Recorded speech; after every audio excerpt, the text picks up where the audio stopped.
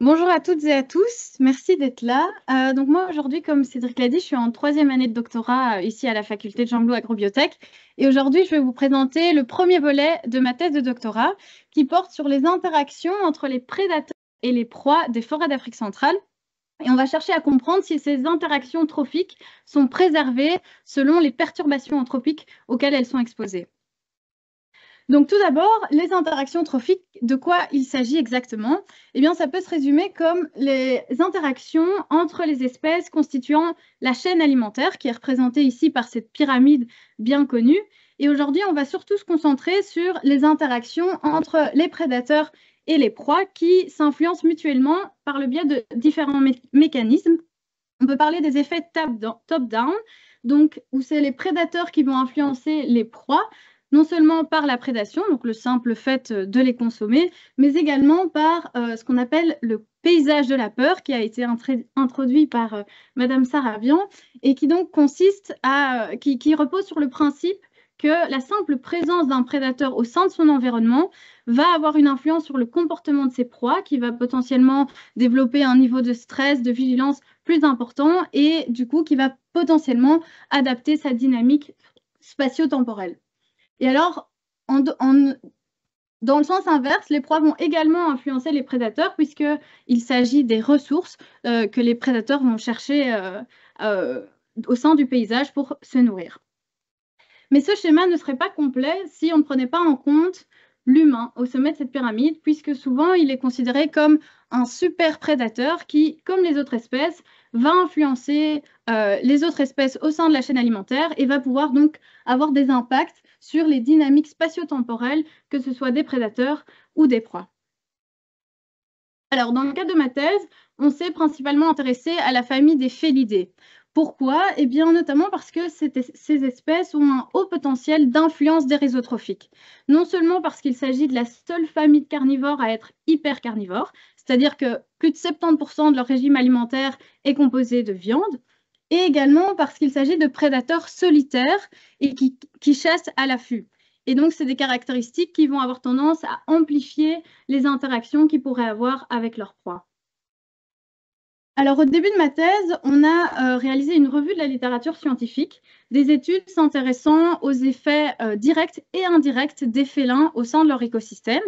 Et finalement, quand on regarde les forêts d'Afrique centrale, on constate qu'aucune étude n'a été menée sur le sujet.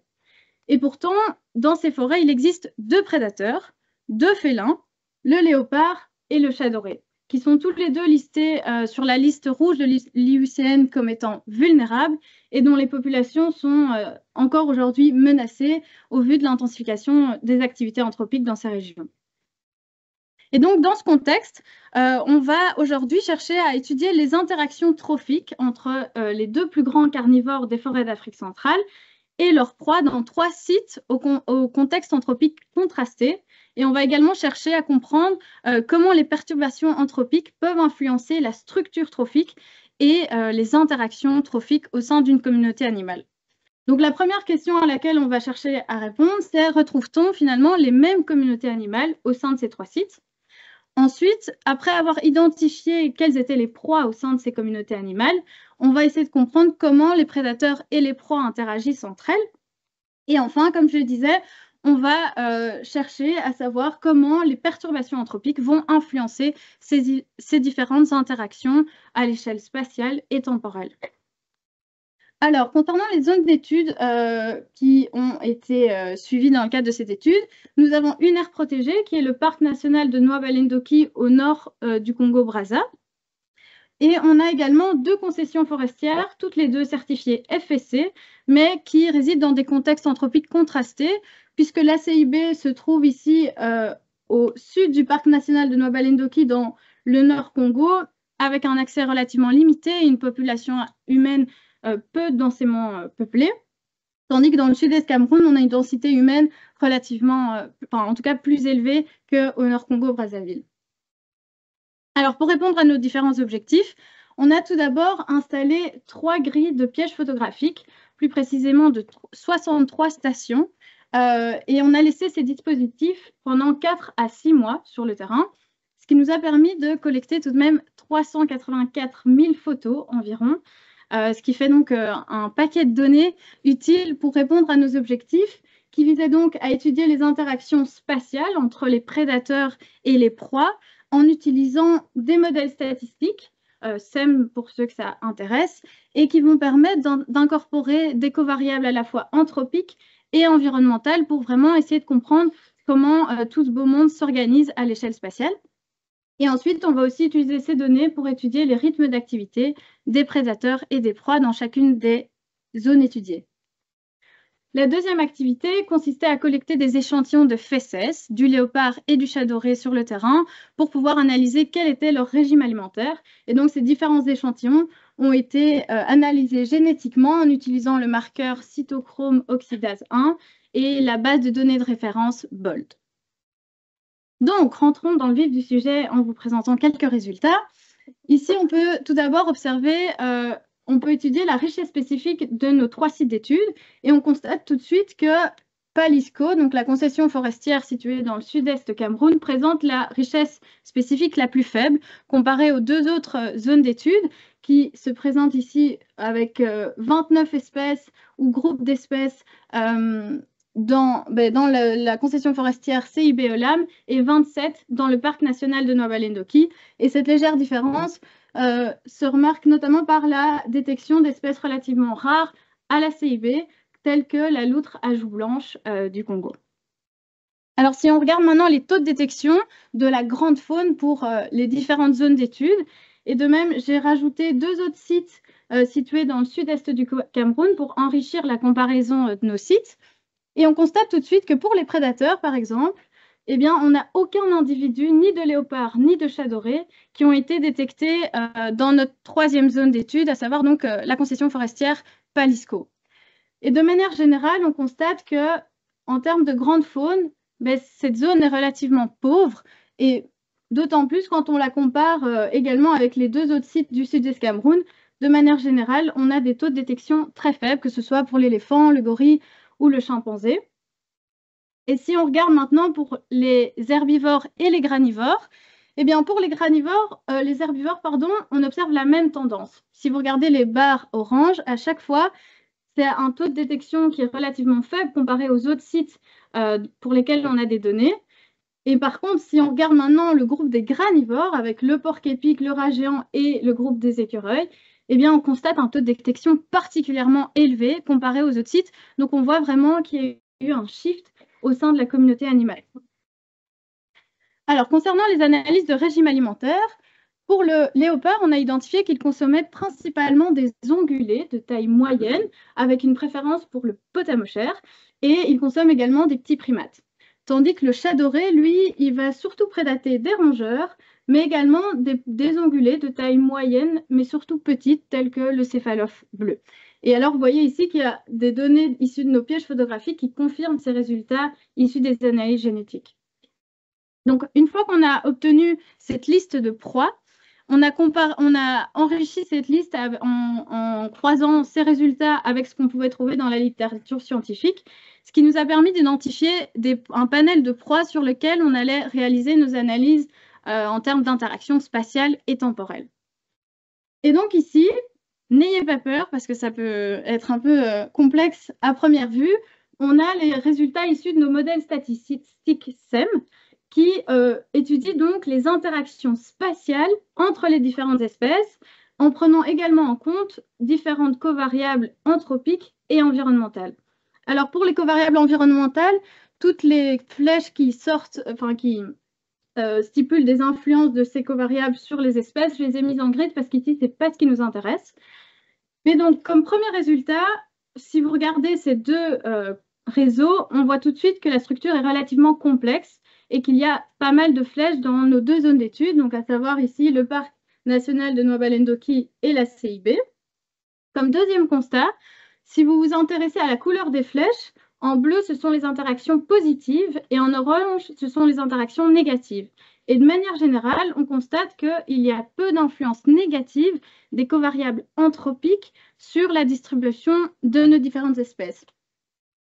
Et en troisième constat, on va s'intéresser maintenant plus aux interactions entre les prédateurs et les proies. Et ici, vous constatez que, par exemple, la distribution du potamochère influence positivement celle du léopard. On retrouve également cette interaction ici, à la CIB, et on retrouve même une influence positive des populations de gorilles sur la distribution du léopard, puisque dans la littérature, les gorilles sont fréquemment prédatés par le léopard. Et donc, ici, il s'agit d'effets bottom-up dont je vous parlais tout à l'heure.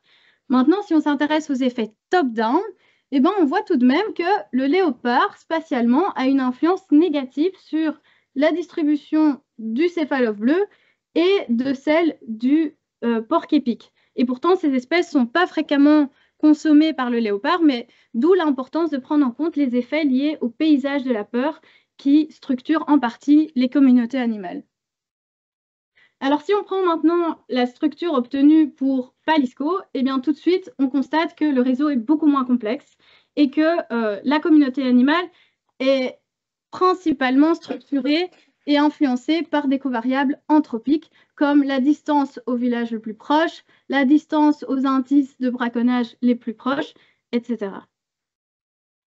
Alors maintenant, si on s'intéresse aux interactions temporelles entre nos différentes espèces, donc entre les différentes proies et nos prédateurs, donc le léopard, le chat doré ici en jaune, et ici, pour notre troisième zone d'étude, on n'avait aucun prédateur naturel. Par contre, on a détecté des braconniers.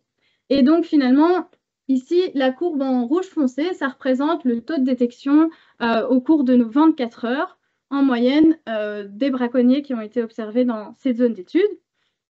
Et si on regarde pour le potamochère, on voit qu'il y a un taux de recouvrement relativement important entre le léopard et le potamochère, toujours dans cette idée que le potamochère est la proie préférée du léopard, donc ce n'est pas étonnant qu'il va essayer de calquer son activité en partie sur celle de sa proie préférée.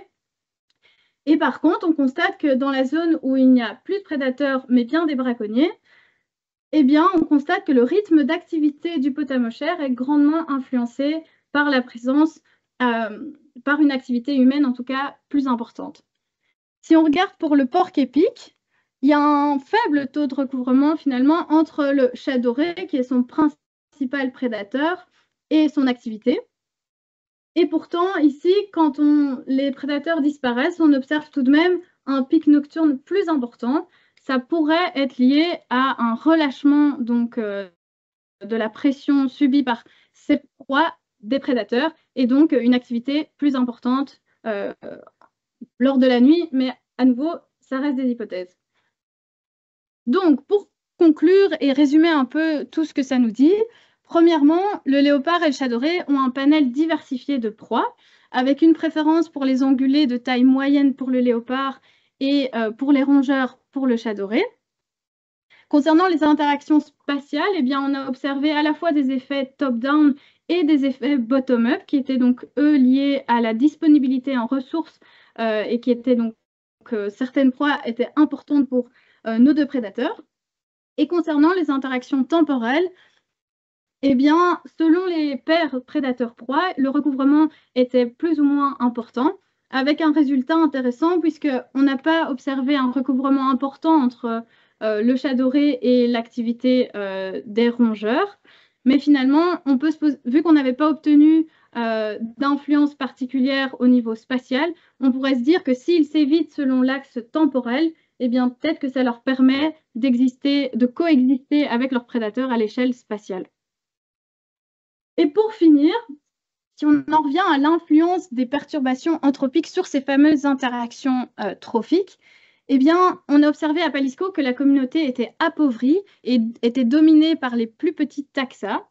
De manière générale, les herbivores avaient des taux de détection relativement faibles, alors qu'on aurait pu faire l'hypothèse qu'en ayant plus de prédateurs dans la zone, les populations d'herbivores allaient être plus importantes puisque ces populations ne subissaient plus la pression des prédateurs. Mais ce n'est pas ce qu'on a observé parce que voilà, il y a la covariable pression de chasse qui est très importante et à prendre en compte. Et donc, ce qu'on observe plutôt, c'est ce qu'on peut appeler la rodent release, qui bénéficie finalement de cet affaissement en termes de diversité animale. Au niveau des facteurs influençant les interactions trophiques dans l'espace, on l'a vu, d'un côté, dans les deux premières zones, on a une combinaison assez complexe des facteurs biotiques, anthropiques et environnementaux qui vont structurer nos communautés animales. Et dans le cas de Palisco, ça va surtout être les facteurs anthropiques, malheureusement, qui structurent vraiment la distribution spatiale de nos espèces. Ce qui fait que notre réseau trophique est simplifié, donc ça pose des questions quant aux effets en cascade que ça pourrait induire et à la résilience du système. Et enfin, donc, on a observé des changements importants des rythmes d'activité de certaines proies. Ici, je vous ai présenté le cas du potamochère et de la terrure, mais pour le gorille, ça se confirme également, pour le céphalophe de Peters également, etc. Et enfin, si on en revient à la question que constituait mon titre, est-ce que dans les forêts certifiées, les interactions trophiques sont préservées? Eh bien, c'est un constat mitigé parce que finalement, la certification, c'est une chose, mais il y a des points importants à prendre également en compte, à savoir le contexte démographique et géographique de ces concessions forestières, puisque la densité démographique humaine n'était pas la même dans une zone comparée à l'autre. Également, la CIB était limitrophe à une aire protégée, le parc de Noa-Balendoki, donc ça aussi peut avoir une influence positive sur les résultats obtenus.